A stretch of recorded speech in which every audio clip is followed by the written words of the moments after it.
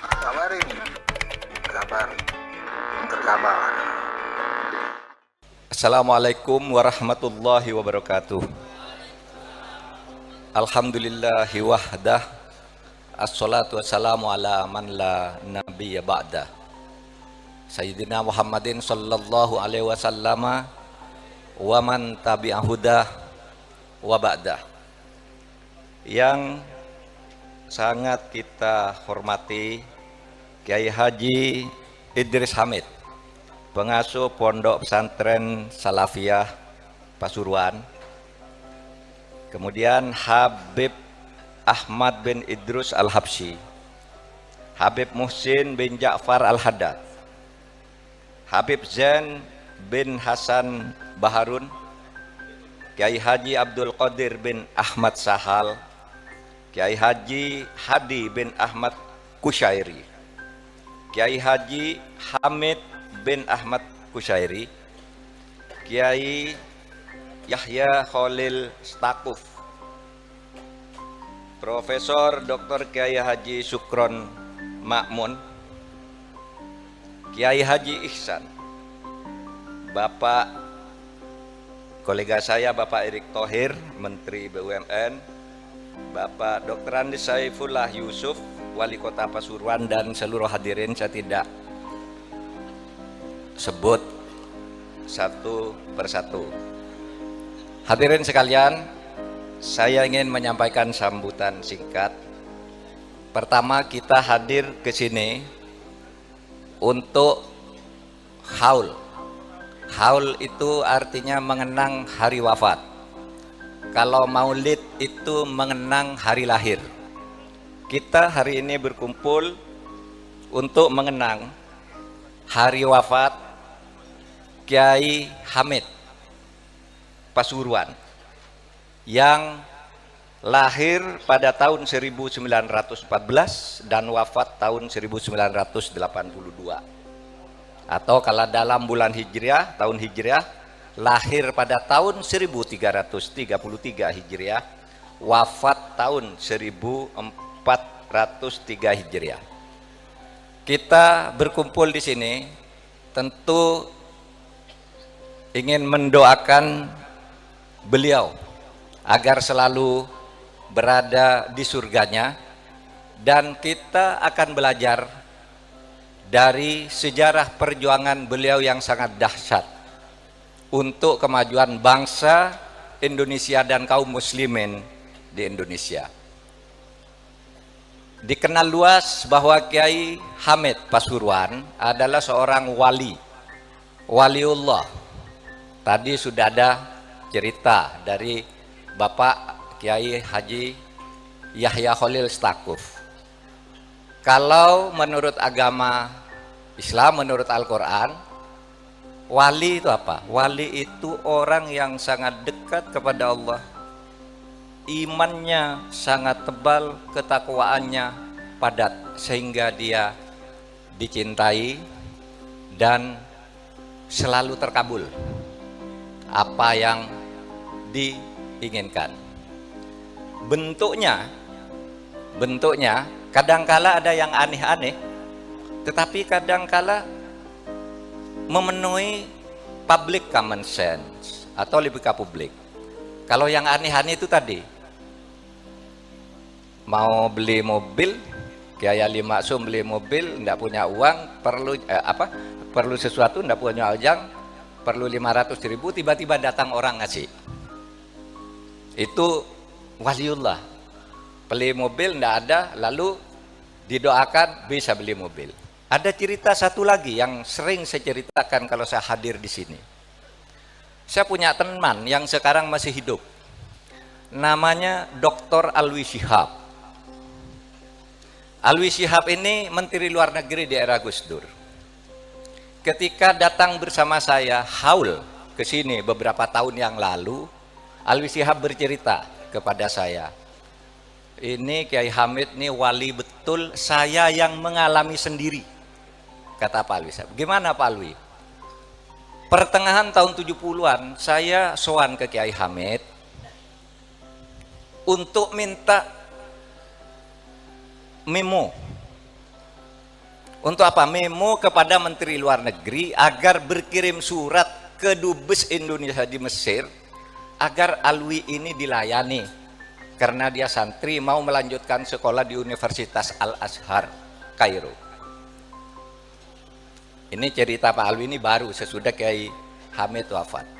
Kiai Hamid katanya bilang begini, Alwi, saya beri kamu memo ke Menteri Luar Negeri agar disampaikan ke Dubes kita di Mesir, tapi kamu suatu saat kamulah yang akan memberi memo-memo kepada duta Indonesia di luar negeri itu tahun 70-an. Tahun 1999 Pak Alwi Shihab menjadi Menteri Luar Negeri. Subhanallah. Itu apa? Mukasyafah dari seorang waliullah.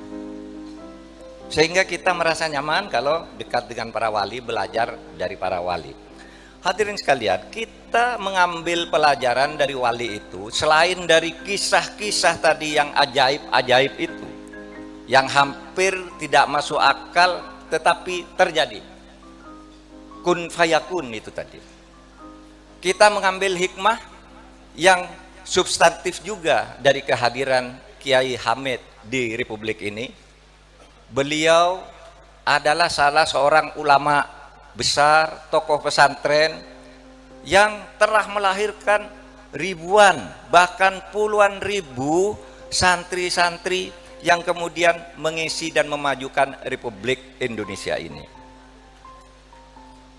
Tidak bisa dibantah bahwa kemerdekaan negara Republik Indonesia dengan bentuk rumah namanya Negara Kesatuan Republik Indonesia dengan ideologi Pancasila itu merupakan hasil olahan perdebatan yang mendalam antara tokoh-tokoh Indonesia yang melibatkan banyak ulama sehingga Indonesia merdeka.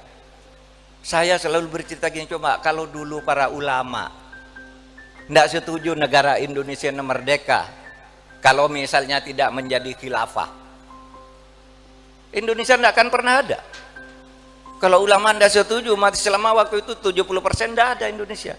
Tapi ulama itu telah melakukan ijtihad bahwa negara yang kita perlukan sesuai dengan kebutuhan waktu, tempat, dan kebutuhan lokal ini adalah Negara Kesatuan Republik Indonesia yang kosmopolit, pluralistik. Itu yang disepakati.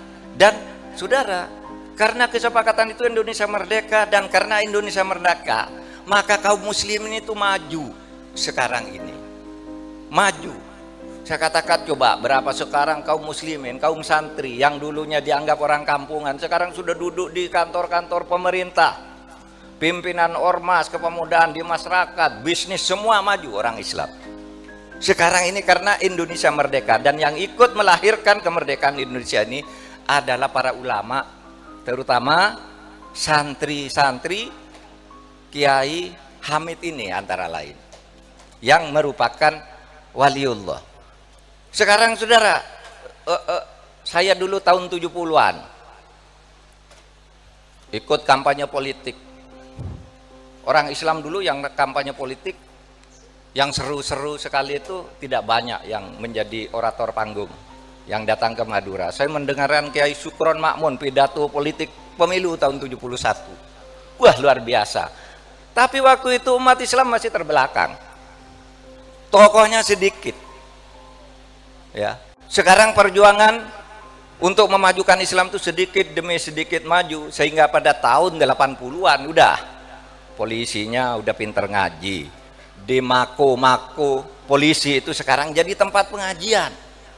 Saya selalu bercerita begini, bagaimana Anda mengatakan di Indonesia itu Islam tidak tumbuh dengan budaya pesantren? Tumbuh. Dulu tahun 70-an, saudara jangan bermimpi kok ada panglima TNI gitu, lalu sholat secara terbuka. Ini saya nih, sebagai Menko Polhukam, pernah bepergian sama panglima. Berhenti di suatu tempat pesawatnya, lalu apa yang dia lakukan pertama? Mohon izin, saya mau sholat dulu. Panglima ini sholat. Dulu saudara sembunyi-sembunyi orang sholat itu, malu, takut. Sekarang berani. Kapolri Waktu itu Pak Tito. Saya datang ke rumahnya Rabu. Ada pengajian ibu-ibu. Di rumah dinas Kapolri ada pengajian. Artinya Islam itu sekarang karena punya NKRI, Negara Kesatuan Republik Indonesia, sudah tumbuh dengan budaya pesantren. Egaliter, kosmopolit, menghargai perbedaan, hidup bersama untuk maju. Sehingga saya katakan begini, kok tidak benar ya bagi saya kok ada istilah umat Islam di Indonesia didiskreditkan. Di Indonesia ada Islamofobia. Tidak ada. Karena Islamofobia itu artinya pemerintah benci kepada umat Islam. Pemerintah takut kepada umat Islam. Sehingga akibatnya apa? Umat Islam itu dikucilkan. Tidak boleh berperan di dalam kehidupan negara. Sekarang enggak. Di dalam kehidupan politik orang rebutan umat Islam. Kalau ternyata ada yang terdiskriminasi itu salahnya sendiri. Kualitas umat Islamnya yang belum bagus. Negara sekarang pemerintah tidak ada Islamofobi. Misalnya mendiskreditkan umat Islam. Sekarang minta undang-undang pesantren kita kasih. Minta Universitas Islam Negeri kita kasih. Karena ini umat Islam besar. Kita sekarang punya UIN, Universitas Islam Negeri di Indonesia sebanyak 27 UIN ditambah IAIN ditambah STAIN. Pesantren-pesantren sekarang sudah megah seperti ini. Karena apa? Ini salah satu perjuangan dari Kiai Abdul Hamid sebagai waliullah dalam arti yang logis, bukan yang ajaib-ajaib tadi itu banyak, tapi yang logis yang kita rasakan semua, bukan orang per orang yang merasakan. Kalau tadi yang merasakan ya Kiai Bisri, lalu Pak Alwi atau mungkin siapa lagi yang merasakan, itu orang per orang. Ini umat sekarang yang merasakan, sehingga hidup di negara kesatuan Republik Indonesia yang berpersatuan. Apa yang diajarkan? Hargai manusia, jangan jumawa engkau, hiduplah sederhana, hiduplah secukupnya, bukan berlebih-lebihan. Lebih tegas lagi, tegakkan aturan hidup bernegara dengan baik. Ada yang mengatakan begini, Pak, sekarang terjadi Islamofobia karena ada orang Islam dibilang kadrun. Saudara, yang bilang kadrun itu bukan pemerintah. Itu dari kelompok masyarakat terhadap kelompok masyarakat yang lain. Kalau Islamofobia itu yang mengatakan itu pemerintah baru. Sama kalau ada orang bilang kadrun lalu bilang ada Islamofobia, berarti ada Kristenfobia. Karena orang Islam juga sering bilang, apa tuh orang Kristen kok membangun gereja di situ? Apa tuh orang Hindu kok pakai kemenyan di situ lalu ditendang? Itu namanya Hindufobia dan Kristenfobia kalau antar rakyat mau dianggap sebagai fobian.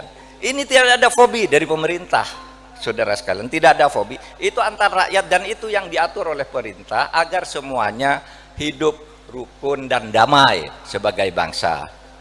Ala inna awliya Allah la khaufun alaihim walahum yahzanun. Bahwa sesungguhnya orang-orang yang dekat kepada Allah, bertakwa kepada Allah, yaitu waliullah, maka tidak akan pernah takut dan khawatir. Mereka itu termasuk pengikut-pengikutnya seperti kita. Wallahul muwaffiq ila aqwamit thoriq. Assalamualaikum warahmatullahi wabarakatuh.